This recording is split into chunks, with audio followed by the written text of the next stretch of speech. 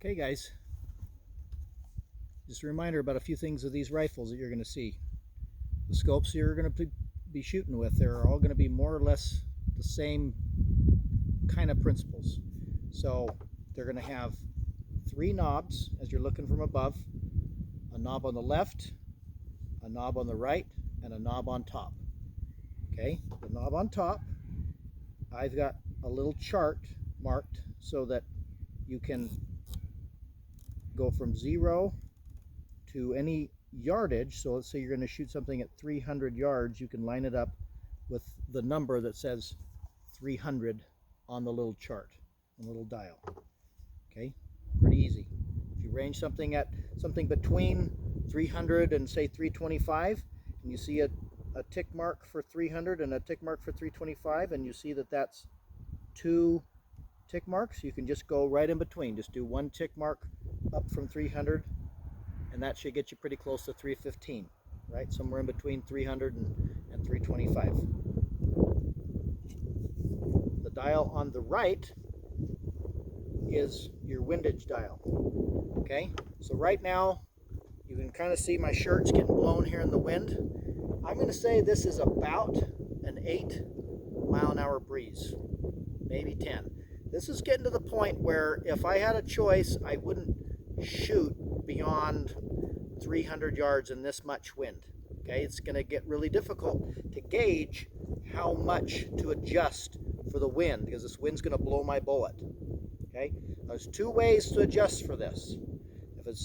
If you've got a wind, in this case, if we're pointing down range and the wind is coming not straight across at us, but kind of at a 30 or 45 degree angle to that line, if you drew a line straight out to what you're aiming at, and we've got about an 8-mile-an-hour wind. I've got a chart on here and it says wind, and I've got my yardage and it says, let's say 300 yards. It says 5-mile-an-hour wind, I need to go 4 clicks. 10-mile-an-hour wind, I need to go 8 clicks. Okay, double. So what do we just say? We've got about an 8-mile-an-hour wind, so I can kind of go in between that and say 6 clicks, but it's also not going straight across. So these numbers are reflecting straight across. So if I've got half a straight across, I'm going to cut that number in half again. So I'm just estimating about 3 clicks. So my wind right now is going from from left to right. So I want my bullet to adjust. My bullet's going to get pushed to the right. So I want to make my bullet impact move to the left. So I'm actually going to dial 3 clicks to the left. Okay, next I wanted to be at 300 yards. And then the last dial on my scope is the one on the left hand side, and this is call it my focus or my side parallax, and it's also got little numbers on it. So it's going to go, I see a number for 70, 100, 115, 145, 230, and then it jumps really quick, just the way these work, to 950. So you're going to, for 230, for 300 yards, you're going to go really close to that 230 mark on where you put that dial. Can't really see it here in the camera, but you've got this dial here, and I'm just going to spin that to where it lines up pretty close to that 230, just a little past it. And then the last thing you might want to use is, on this particular scope, there's a button. If you hold it down, it'll illuminate the reticle. You can see the reticle. So if it's really bright outside or really dark outside and you can't see that reticle, you can illuminate it, and that'll help you know where you're going to be aiming. Okay. Now, also looking at the scopes here, you've got caps to keep things clean. Don't ever touch the glass with your fingers. Always be very careful with that. If it gets dusty or foggy, you just have to leave it. Don't touch it with your fingers. To open it up, you just need to put your finger on here and just flick that, and that'll open the back one. This one, little yellow dial here, you push that down and it flips it up. You've got your zoom. Okay, so this one goes from 2.5 to 10. Okay, one of the other rifles we've got is going to go from 2.5 to 15. Okay, so same principle. When you're getting ready to shoot something beyond 100, 150 yards, you're going to want to zoom that into the 10 power. But you might want to start at a lower power, say 4 or 5 or 6, so that you can find what you're aiming at. and then you can finish zooming it in. And you can have somebody who's helping you here get that final zoom if you need to, if you can communicate quietly for the animal that you're looking at, okay? A few other things just to be aware of: you've got suppressor here on the end. I always just like to give that a quick twist, make sure it somehow hasn't come loose while I was walking around.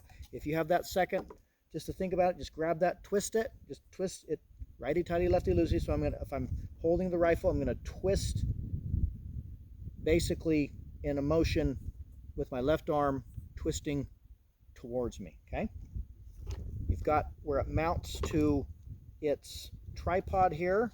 It's just a little dial that it can come loose. So you want to make sure that's centered in there, and you got that cranked down pretty good and tight. Okay, the way you use this particular one, these little tripod legs can fold in and out, but they have a lock. So if you want to move them beyond that point, you have to kind of pull this little lever down and pull it up. Okay, and then you'll notice it's got a couple of different settings where you could put that. Now, you're going to want to find a place where these little points of these feet can just get kind of locked into a rock. You know, something where it's not going to move around once it's nice and set in there. Okay, you've got the ability to adjust this head. It can move all over the place once you loosen this, but then you're going to want to tighten this lever back down. Again, it's righty-tighty, lefty-loosey, so tighten that back down, and you'll notice it's strong enough to actually hold the weight of the rifle if you need to be. So when you take the rifle out of your pack and you set it on the ground, just get the tripod laid out like this, and you can just set the rifle, and the rifle never has to go in the dirt, never have to lay it on its side or anything like that. You just set it right in the dirt, okay? Now this particular rifle, this AR style, is different than the bolt actions you're going to see on the other two rifles for this particular trip. The bolt actions will be on the right hand side. This one has got a magazine that's got a little push button to release. It'll probably have about 8 rounds in it, and it just clips up into place. But its function is from this left hand side here. This is a bolt. That was an empty case there, and then that bolt has to go all the way back in. And you'll note, so oftentimes you'll see it and it'll get hung up about right there. It's got to go that extra little bit. So it's got to go all the way to the end for it to be fully seated in there. And then that's ready to fire. Okay? On this one, just because I don't carry it usually with a round and chamber, I'll just usually leave it to the fire position on this little dial on the knob here. Okay? Make sure that all the little parts and pieces, like if this looks like it's starting to pull out or something, just make sure that's stayed in there. If you have the folding stock is folded up, you got to push up on this little button on the bottom to release that. And to be quiet, you can just grab this little button with your thumb as you go to close it, push it down, and clip it together. But everything to open it is in reverse. You push this button, and that will close and be a nice compact little package. Okay, so we can leave that open like that for our shooting purposes, of course. Okay, now as for the important part, how to shoot accurately. So you already have got your range. Somebody's got the rangefinder and they've already ranged how far away the deer is. You've set your dials to where it needs to be. You've decided how to adjust for the wind. One thing I forgot. If you're not going to dial for the wind, if say you're having it, this is pretty quick, and you know you've got a wind and it's coming somewhere from left to right, and you're like, I don't know if it's an 8-mile-an-hour wind or a 5-mile-an-hour wind or what, and you don't know how much to adjust, you don't know how much to dial for it, any of those things, you can aim into the wind. So if you imagine the kill radius of a deer, for example, okay, is about this big, a circle about the size of a dinner plate. Okay, so if you're looking at the broadhead or the broadside of a deer, okay, let's say the deer's head is up here, you got its body, okay, and you're aiming at the deer, and you got the wind is coming somewhere from the butt of the deer. In this case, it's coming from your left to right. Okay, the wind's coming this direction. It's going to blow your bullet this way. So if you're looking at the vitals of the deer, okay, you're going to want to aim to the left side of those vitals. And that's where you're going to put your bullet, that's where you're going to put your crosshairs and pull the trigger. Because the bullet's going to get pushed towards the middle of the vitals. And you don't know if that bullet's going to get pushed 3 inches, 4 inches, 8 inches, doesn't really matter as long as it hits somewhere in the vitals. So if you aim at the wind side, the windy side of that kill radius, that bullet could get blown quite a long distance and still hit somewhere in the vitals, some in the lungs, somewhere in the heart. Okay, so that's the quick and easy way, is just to aim into the wind and aim at the edge of your kill radius. Okay, and the same thing in reverse. If the animal is facing into the wind, its head is into the wind, okay, and you're looking at that kill radius, instead of maybe aiming for the crease of its shoulder, you're going to aim maybe towards the front middle of its shoulder. Okay, and again, that wind is going to blow the bullet towards the crease of the shoulder, and that's eventually where your bullet probably will hit somewhere closer to that crease of the shoulder. Same thing in reverse. If the wind is coming from its butt, you're going to aim towards its mid rib cage. Okay, maybe a little bit, maybe a third of the way from where the crease is to the middle of its rib cage, and you're going to aim at that outer edge of the kill radius, and the bullet's going to get blown again to the crease of that shoulder.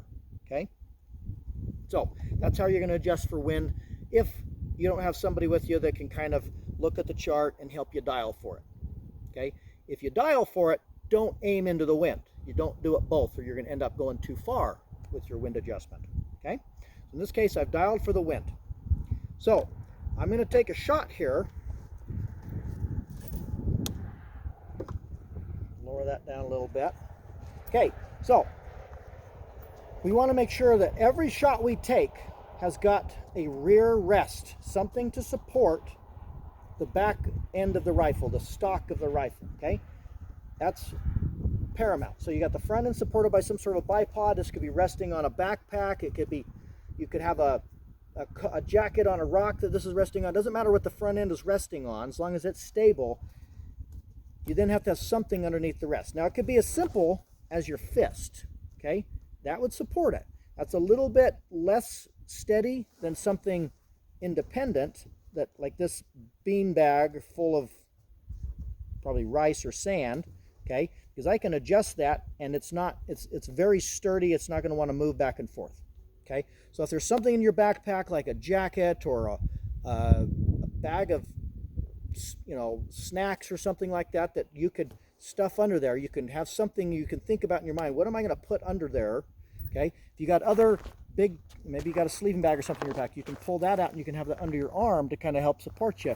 But the main thing is to make sure you got something under the stock. Okay, so you got something under your stock. Okay, and then you're going to get a position where you can be lined up.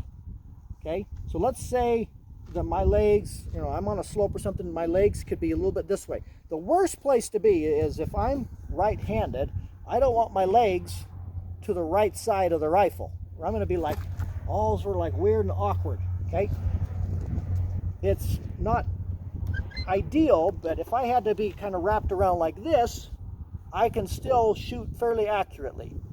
I just don't want my body or my legs to be on the shooting hand. So if I'm right-handed, I've got I'm shooting with my right hand trigger. I don't want my body or my legs or any of that to be on the right side of the rifle. I want to keep everything in line with the rifle or to the left of the rifle. Okay, so I'm going to position myself, and I'm going to just find what my target is. So if you listen, you're going to hear a gong hit. Okay, so I'm aiming now at this target that I'm looking at.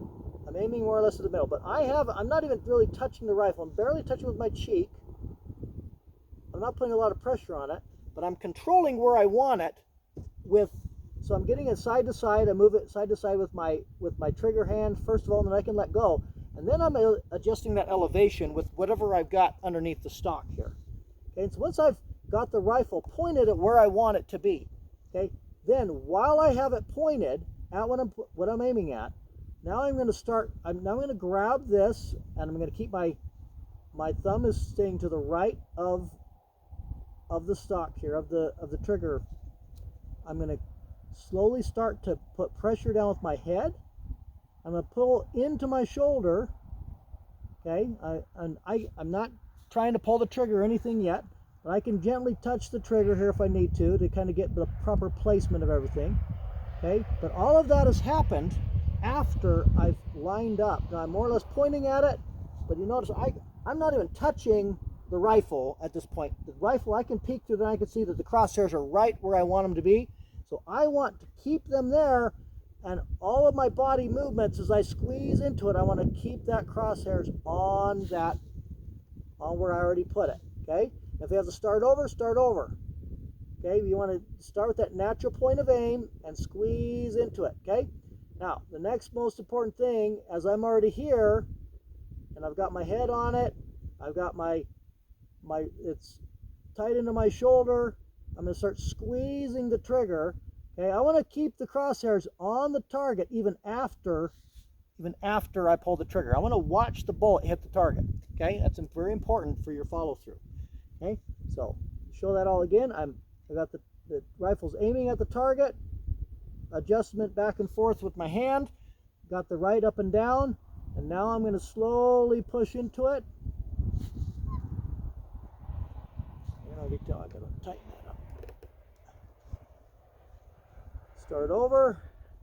Okay, so I've got my natural point of aim, and now I'm going to start squeezing into it. And I'm going to start squeezing the trigger.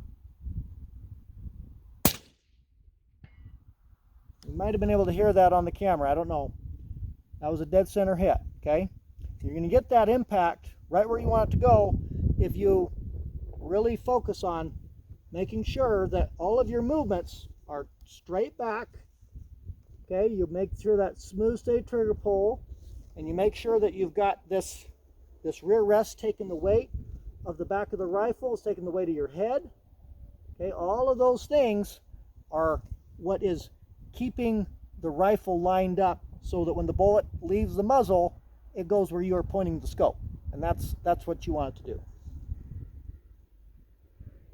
Awesome. Okay, you guys are going to do good. Think about these things, practice these things, and you'll hit what you're aiming at. Okay?